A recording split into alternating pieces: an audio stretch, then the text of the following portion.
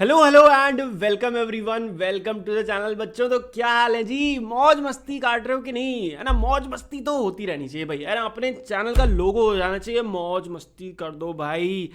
बदल के नहीं, ये लिख दूंगा। मस्ती के साथ पढ़ते हैं अपने यहाँ पे। आज हम पढ़ रहे हैं एनसीईआरटी सॉल्यूशन क्लास 8th के और सेल स्ट्रक्चर एंड फंक्शन, ये है इस चैप्टर का नाम। मजेदार बायोलॉजी का चैप्टर है, तो भाई बायोलॉजी वालों अपने कान नाक आंख खोल लो।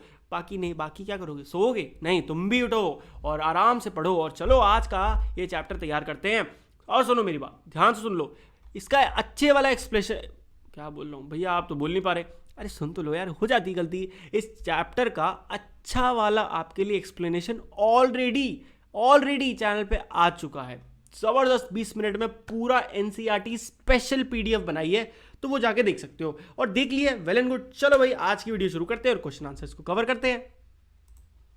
तो चलो जी, सबसे पहले हमारे सामने आ गए हैं एक्सरसाइज। अरे वाह भैया, ये तो आपने कुछ नई बात बता दी। अरे मजाक था भाई, ट्रू फॉल्स हैं पहले, बहुत इजी है। Unicellular organism have one celled body.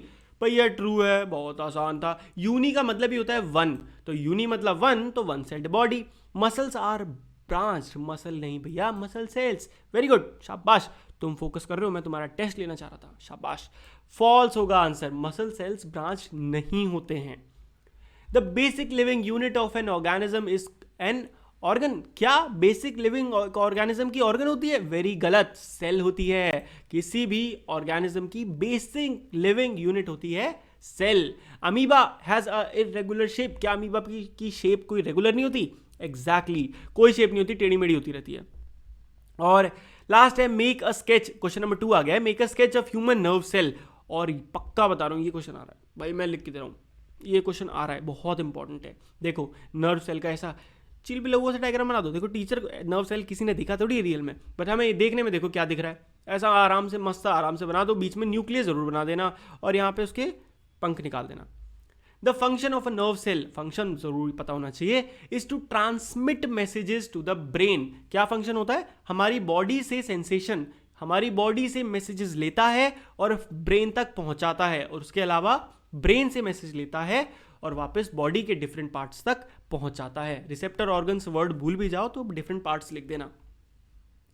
Short note लिखना है, पहला लिखना है साइटोप्लाज्म के ऊपर। What is cytoplasm? ये एक फ्लूइड है that fills the cell and others occurs between the plasma membrane and nucleus. तो ये क्या है? एक फ्लूइड है जो कि सेल में भरा होता है। कहाँ पे? बिटवीन प्लाज्मा मेम्ब्रेन और न्यूक्लियस। देखो, न्यूक्लियस होता है सेंटर में और उसके बाहर कवरिंग होती है किसकी? प्लाज्मा मेम्ब्रेन की। उसके बीच में जो चीज़ भरी होती है उसे कहते हैं साइटोप्लाज्म। सेल ऑर्गेनील्स, सेल के अंदर जो छोटे छोटे ऑर्गेनिजम्स ऑर्गेनील्स होते हैं ना, जैसे कि माइटोकॉन्ड्रिया, राइबोसोम, गोल्गी बॉडी, ये सारे इसी साइटोप्लाज्म में पड़े होते हैं, सस्पेंडेड होते हैं। साइटोप्लाज्म हेल्प करता है in the exchange of material between cell organelles. Okay, इतना याद रखोगे, फुल मार्क्स मिलेंगे। चलो अगला, न्यूक्लियस ऑफ सेल। भैया आपने तो कहा था शॉर्ट नोट है, ये तो शॉर्ट ही नहीं है। समझा दूंगा ना तो शॉर्ट लगेगा। आप सुनो, nucleus is the master of cell. Nucleus क्या होता है? एक सेल का मास्टर होता है। ये कमांड करता है सारी फंक्शनिंग सेल की। It is generally located in the centre of cell and spherical in shape. सुन लो, ये पॉइंट टू पॉइंट लिखते जाना जो जो दिमाग में आते जाए। एक मेम्ब्रेन कॉल्ड न्यूक्लियर मेम्ब्रेन इसे सेपरेट करती है फ्रॉम साइटोप्लाज्म। तो जो साइटोप्लाज्म के बारे में है वो भी लिख दो। It contains the genetic material, ये इंपॉर्टेंट है, ये जरूर लिखना, डीएनए एंड आरएनए। और एक पोरस मेम्ब्रेन होती है जो अलाउ करती है transfer of material in the nucleus and cytoplasm. Nucleus contain dense body called nucleolus. ये भी इतनी इंपॉर्टेंट लाइन नहीं थी, इसको काट दो। बट अब जो ये वाली है, न्यूक्लियस कंटेन से लेके वेरी इंपॉर्टेंट लाइन होनी चाहिए। न्यूक्लियोलस होता है जिसमें एक्चुअली अंदर क्या होता है? क्रोमोसोम्स, जिन्हें ही जेनेटिक मटेरियल कहा जाता है। हो गया न्यूक्लियस। चलो, which part of the cell organelles, which part of the cell contain cell organelles. कम से कम 4-5 बार हमने ये आंसर अभी तक डिस्कस कर लिया है। साइटोप्लाज्म होता है जहां पे सारी चीजें अंदर की ऑर्गेनील्स पड़ी रहती हैं, जिसके अंदर mitochondria, ribosome, Golgi bodies etcetera etcetera आती हैं। अगला question, make sketches of animal plant, animal and plant cell, और 3 डिफरेंस बता दो। देखो, ये होता है एनिमल सेल, इसके अंदर क्या क्या होता है? ध्यान से देखना, एनिमल सेल में मेन और प्लांट सेल में डिफरेंस क्या है वो याद रखना। पहले वो देखोगे फिर डायग्राम बनाना बहुत ईजी हो जाएगा। पहला, एनिमल सेल छोटा होता है, प्लांट सेल बड़ा होता है, ठीक है। सेल वॉल नहीं होती इसमें, और प्लांट सेल में सेल वॉल होती है। बिगेस्ट डिफरेंस है जिसको टीचर ढूंढ रहे होते हैं आंसर में। ये मिल जाता है तो नंबर दे देते हैं। बाकी तो सब फालतू के होते हैं। इसमें वैक्यूल्स छोटे होते हैं, इसमें वैक्यूल्स बड़े होते हैं, 3 ही लिखने थे, हम बाकी के को डिस्कस करें। अब देख लो, गोला है एनिमल सेल, इसके बाहर जो बाहर वाली लेयर है क्या है, सेल मेम्ब्रेन है, सेल मेम्ब्रेन है। और वहीं पे अगर आप बात करो तो ये सेंटर में क्या है, ये पूरा न्यूक्लियस है, और इसके सेंटर में क्या है, न्यूक्लियोलस। और ये गड्ढे बड़े बड़े जो दिख रहे हैं वैक्यूल्स हैं, देखो इसमें कितना छोटा है और इसमें कितना बड़ा है।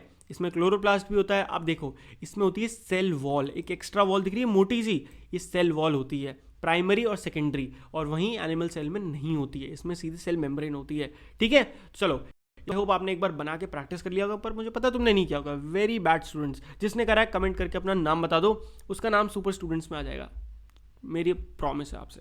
Bro code. Difference between eukaryotes and prokaryotes. So जो प्रोकैरियोट्स होते हैं वो यूनिसेलुलर होते हैं, और वहीं पे यूकैरियोट्स जो होते हैं वो मल्टी सेल्यूलर होते हैं। प्रोकैरियोट्स में क्या होता है, nucleus is poorly defined. Nucleus जो होता है ना वो फिक्स नहीं होता है ऐसे प्रॉपर, वो ऐसे कहीं गोला मोला टेढ़ा मेढ़ा इस तरीके से होता है, due to absence of nuclear membrane, क्योंकि न्यूक्लियर मेम्ब्रेन ही नहीं होती। और यहाँ पे आपका फिक्स मेम्ब्रेन होती है, जिसकी वजह से फिक्स शेप होती है। न्यूक्लियोलस नहीं होता, यहाँ पे न्यूक्लियोलस प्रेजेंट होता है। Cell organelle such as plastid, mitochondria, Golgi bodies नहीं होते। अब क्योंकि साइटोप्लाज्म के अंदर ये सारी चीज़ें होती हैं ढंग से, यहाँ पे कोई प्रॉपर वही नहीं है शेप प्रोकैरियोट्स में, यूकैरियोट्स में होता है, तो इसलिए इसके अंदर ये सारे सेल ऑर्गेनील्स प्रेजेंट होते हैं। Bacteria, blue green algae prokaryotic cells होते हैं ये, और वहीं पे फंगी, प्लांट, एनिमल, ये सारे क्या होते हैं, यूकैरियोटिक। अब क्रोमोसोम्स कहाँ पाए जाते हैं एक सेल में, ये भी अभी हमने पढ़ा था, और उनका फंक्शन बता दो। क्रोमोसोम्स पाए जाते हैं न्यूक्लियस के अंदर एक सेल के, और उनका फंक्शन होता है कि वो कैरी करते हैं जेनेटिक मटीरियल। क्या, genetic material, characteristic features parent cell से डॉटर सेल या फिर सन पे या फिर चाइल्ड सेल कह सकते हो में पहुंचाते हैं। यानी कि अगर ऐसा होता है ना, फादर की हाइट लंबी थी तो वो जेनेटिकली किस में आ गई, बच्चे में आ गई, उनकी हाइट लंबी हो गई, तो ये काम होता है उसका। अगला, cells are the basic structural unit of living organisms. इसको एक्सप्लेन करो, ये क्वेश्चन आ सकता है, इंपॉर्टेंट है। सेल के बारे में लिखना है, बेसिकली जितना पता है सब कुछ लिख दो। बायोलॉजी में बेसिक यूनिट ऑफ लिविंग कहा जाता है किसको, सेल को कहा जाता है। सेल स्मॉलेस्ट स्ट्रक्चरल यूनिट है लिविंग की, और केपेबल ऑफ फंक्शनिंग इंडिपेंडेंटली। समझो इस लाइन को, बहुत ध्यान से समझो। तो ये वो सबसे छोटी ऐसी यूनिट है पूरे वर्ल्ड में जो इंडिपेंडेंटली एग्जिस्ट कर सकती है। एक सेल इंडिपेंडेंटली लिविंग कहा जा सकता है, छोटी, इससे छोटा कुछ नहीं होता है ना। Cell is the smallest living matter that is capable of functioning independently. ठीक है, बाकी तो आप देख लो, सुन लो, भर के इसमें आप चीज़ें लिख सकते हो। एक cell can be a complete organism itself. एक बैक्टीरिया, प्रोटोजोन जो होते हैं वो एक सिंगल सेल होते हैं। यूनिसेलुलर ऑर्गेनिज्म जो होते हैं वो अपना खाना खुद पकड़ते हैं, खाते हैं, रिस्पायर, एक्सक्रीट, सारी चीज़ें खुद कर लेते हैं।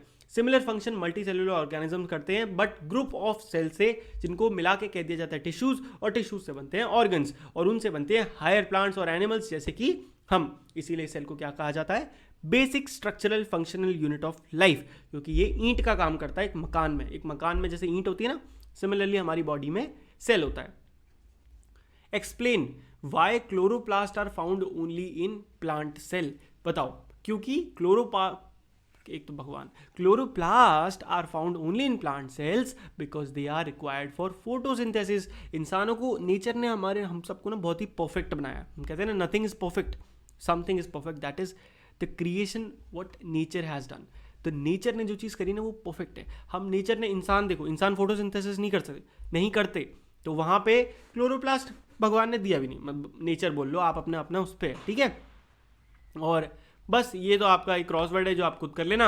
और लो जी, क्वेश्चन आंसर आपके ये भी खत्म हो गए। मज़ा आ रहा है यार पढ़ाने में अब तो मेरे को, और तुम भी फटाफट कमेंट करके बता दो पढ़ने में मज़ा आ रहा है कि नहीं मेरे साथ। और यार चैनल को अभी तक सब्सक्राइब नहीं करा तो क्या कर रहे हो यार, हम अपनी टीम बना रहे हैं यार सुपर स्टूडेंट्स की, फटाक से कर लो सब्सक्राइब। अभी थोड़े बहुत टेक्निकल इश्यूज हो सकते हैं, जैसे कभी कभी ये देखो इतना स्लो, बट धीरे धीरे अच्छे से ग्रो करेंगे, सबको ओवरकम कर लेंगे, राइट। तो चैनल को सब्सक्राइब कर देना जिसने नहीं करा, अच्छे कमेंट्स करो, मज़ा आएगा, है ना। अच्छी चीज़ें हम भी ऑर्गेनाइज करेंगे आपके लिए। मिलते हैं अगली वीडियो में, तब तक के लिए goodbye, take care and मौज मस्ती करते रहिए।